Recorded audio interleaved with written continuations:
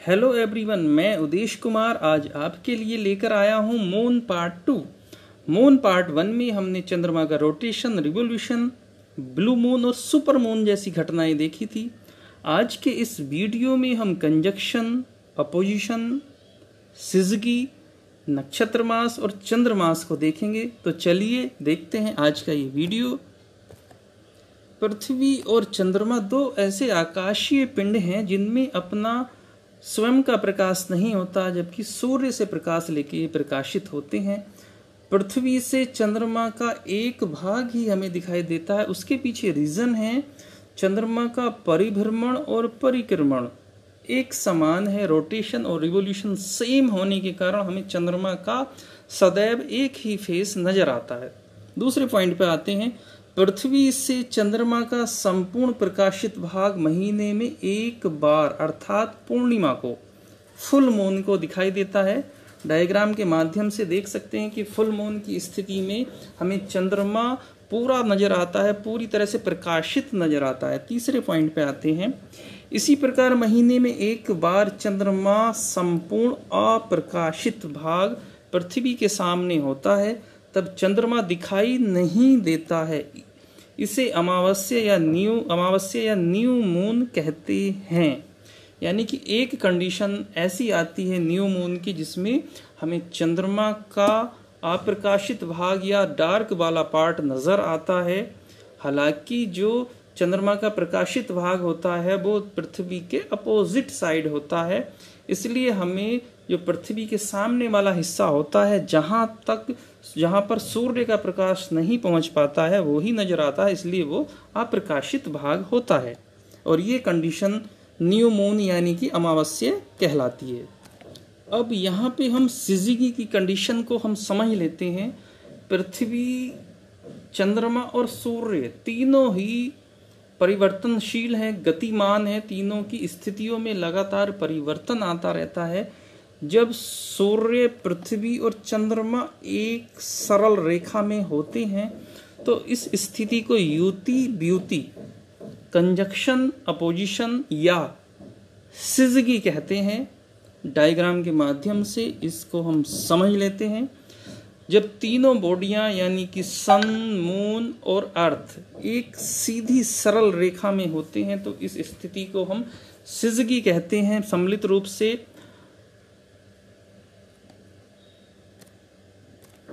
सिजगी की स्थिति भी दो प्रकार से बनती है। एक स्थिति में पृथ्वी और सूर्य के बीच में मून होता है और दूसरी स्थिति में मून और सूर्य के बीच में पृथ्वी होती है। तो आइए इसी को हम अगली स्लाइड में समझने का काम करते हैं।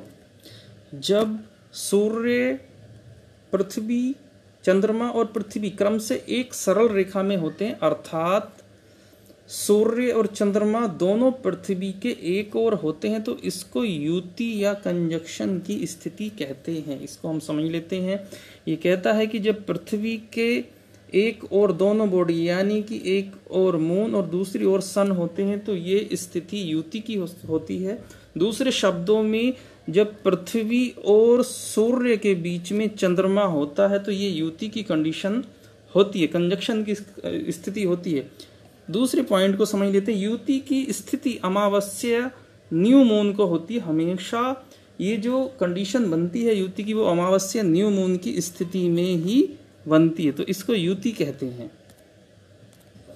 अब यहाँ पे हम ब्यूटी को समझ लेते हैं, अपोजिशन को समझ लेते हैं। जब सूर्य और चंद्रमा के बीच पृथ्वी की स्थिति होती है तो उसे ब्यूटी कहते हैं। इसमें कंडीशन बदल जाती है। यहाँ पे सूर्य और चंद्रमा के बीच में पृथ्वी आ जाती है तो इसको ब्यूटी की स्थिति कहते हैं। अगले पॉइंट देख लेते हैं। ब्यूटी की स्थिति पूर्णिमा को होती है, यानी कि यह कंडीशन पूर्णिमा यानी कि फुल मून की स्थिति में क्रिएट होती है, जब पृथ्वी, सूर्य और चंद्रमा के बीच में आ जाती है। सिजगी के अलावा भी सूर्य, चंद्रमा और पृथ्वी के बीच एक और स्थिति बनती है जिसको समकोणीय स्थिति कहते हैं। आइए उसी को समझते हैं। जब सूर्य, पृथ्वी, चंद्रमा, पृथ्वी समकोण की स्थिति में होते हैं तो उस स्थिति को समकोणीय क्वाड्रेटर स्थिति कहते हैं। जिस प्रकार सिजगी की स्थिति माह में 2 बार होती है, उसी प्रकार समकोणीय स्थिति भी माह में 2 बार होती है। जिस तरह हमने देखा युति ब्युति यानी कि सिजगी 2 बार होती है माह में, इसी तरह से क्वाड्रेटर यानी कि समकोणीय स्थिति भी माह में 2 बार होती है। समकोणीय स्थिति 1 में हम देख लेते हैं, इस साइड सन है, यहाँ पे अर्थ है, अर्थ के ठीक सामने ये मून है, यानी कि यहाँ पे एक समकोणीय स्थिति क्रिएट हो रही है।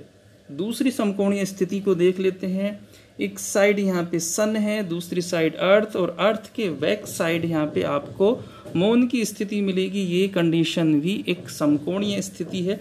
तो इस तरह से हमने क्वाड्रेटर या समकोणीय स्थिति को देखा है जो माह में 2 बार क्रिएट होती है। नक्षत्र मास को हम समझ लेते हैं। यहाँ पे जब चंद्रमा पृथ्वी का एक चक्कर एक स्थिर तारे के संदर्भ में पूरा करती है, अर्थात 360 डिग्री घूमता है, तो उसे एक नक्षत्र माह कहते हैं। यहाँ पे जब चंद्रमा पृथ्वी का एक चक्कर यानी कि 360 डिग्री घूमता है, यानी कि जहाँ से चलता है, जब वहीं पे पहुँच जाता है, तो इस स्थिति को हम नक्षत्र मास कहते हैं। नक्षत्र मास की जो अवधि होती है 27 दिन 7 घंटे 43 मिनट यानी कि 27.3 डेज होती है। डायग्राम के माध्यम से इसको समझ लेते हैं। एक तारे को हम स्थिर मान लेते हैं, और इस तारे से जब चंद्रमा अपनी जर्नी शुरू करता है और फिर जब यहीं पे पहुंच जाता है, तो इस अवधि को हमने नक्षत्र मास कहा, और ये अवधि होती है 27.3 डेज।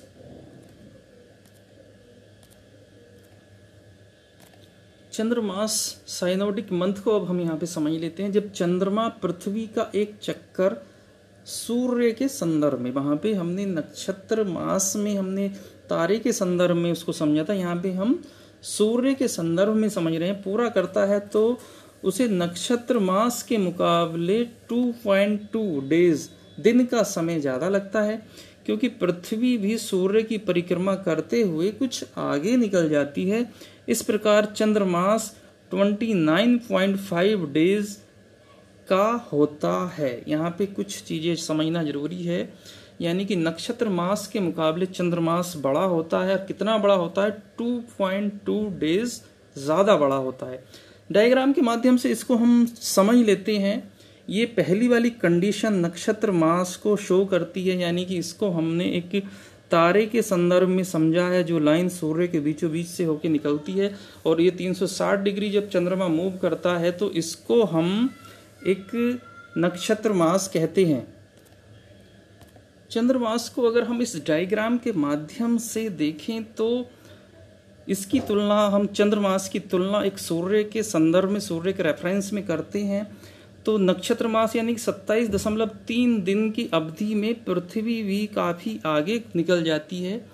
पृथ्वी आगे निकल जाती है, जिसके कारण सूर्य से जो पैरेलल लाइन है वो भी बदल जाती है, चेंज हो जाती है, आगे बढ़ जाती है, जिसके कारण चंद्रमा को कुछ अधिक दूरी तय करनी होती है, क्योंकि इसकी तुलना हम सूर्य से पैरेलल लाइन पे करते हैं, और ये अधिक दूरी कितनी होती है? 2.2 डेज। तो इसका मतलब ये हुआ कि अगर हम 27.3 दिनों में 2.2 डेज यानी कि चंद्रमास के जो एक्स्ट्रा टाइम है उसको अगर हम ऐड कर दें, तो हमारे पास चंद्रमास की अवधि, चंद्रमास की जो अवधि होती है वो सामने आ जाएगी, जो अवधि होती है 29.5 डेज।